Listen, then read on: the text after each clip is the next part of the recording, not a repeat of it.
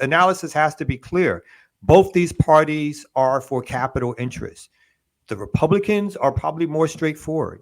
We will lock you up. We will overtly say we're going to lock you up. We will kill you. We will murder you.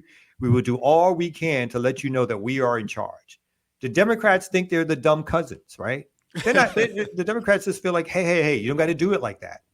How we do it is this, right? We allow a certain level of black folks into the party.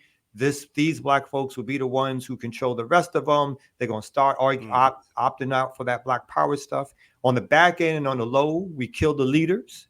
On the back end and on the low, we jail the leaders. We imprison the other members of the organizations. On the back end and on the low, we discredit them. We put out propaganda against them. We destroy their organizations, and we open up avenues for participation, i.e., through them voting for Democrats, right? And even through the nonprofit idea of giving resources to organizations on the ground to participate in certain work, but not to go so far because then they'll lose all that money, right?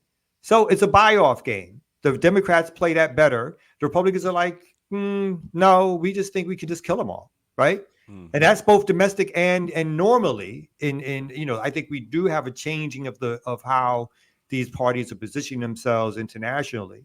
But again, under Democrats and Republicans, we have an active genocide going on under the Democratic Party right now, the so-called lesser of two evils.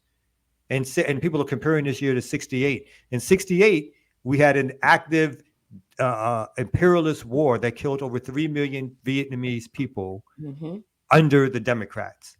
We have now Palestine under the Democrats, right? You notice the Democrats are not talking about affirmative action. They're not talking about universal health care, right? They're not talking about all the things that could make some difference in terms of, and even the little difference that affirmative action made, but they're not using that. They're using representation politics on us. They're not making any real pledges to what they're going to do for our community, and they never have. They use representation politics on us. Oh, we're going to get somebody who looks like you. Isn't that good for you? Doesn't that make you feel good about yourself? There's somebody who looks like you. Now, some other elites can go to some schools and they can also join this club of ours. And if you don't join the club, well, I mean, why aren't you working harder?